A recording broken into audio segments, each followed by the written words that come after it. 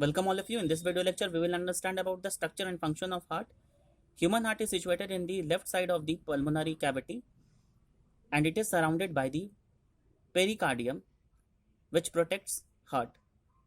It is the pumping organ whose size ranges almost about the size of human fist. It has four chambers. The upper chamber is known as atrium while the lower chamber is known as ventricle. The atrium or auricle and this is the ventricle.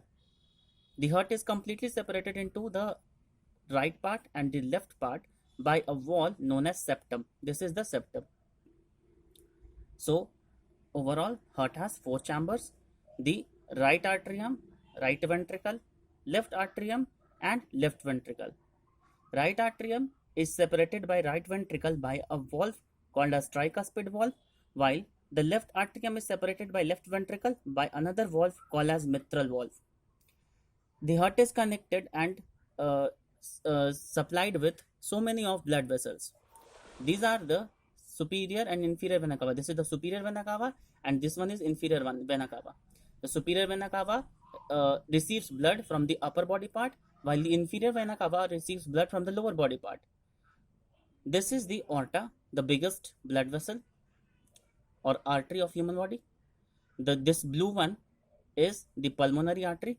See clearly it is branching into two parts and this red one is pulmonary vein. Now let us understand about the functioning of the heart and how it pumps blood to various parts of the body. First of all, the blood enters superior vena cava and inferior vena cava. You have to mark this.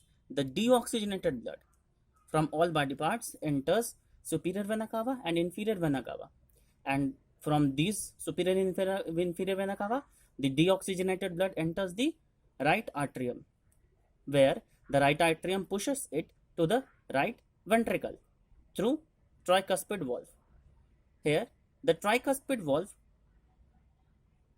allows the blood to flow only in one direction. That is, it prevents the backflow of blood and it acts just like the valve of a tap, or you can say it acts like a door which opens up, allows the movement and then suddenly closes to prevent the backflow.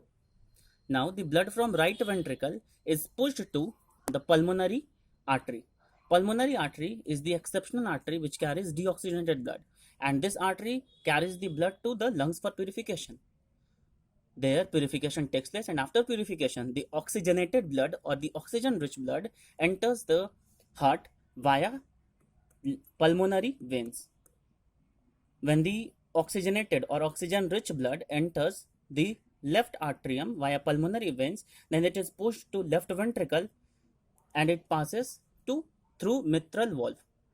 Now the left ventricle pushes the blood to the biggest artery of the human body, that is aorta, and from aorta it is supplied to various parts of the body, and again after going to each and every parts of the body the exchange of gases takes place and the oxygen rich blood converts into deoxygenated blood, and again the deoxygenated blood enters the right atrium through superior and inferior vena cava. So you can see that in one circulation blood enters the heart two times. See clearly, for the first time or the half time takes for purification, while the second part takes for pumping of the oxygenated blood. So the blood is entered two times to the heart for one circulation. That's why it is known as double circulation. You have to also notice one thing, that the heart is designed very clearly to prevent the mixing of oxygenated and deoxygenated blood. I hope you have understood the concept of circulation in human beings. If there is any doubt, then please ask. Thank you very much for listening.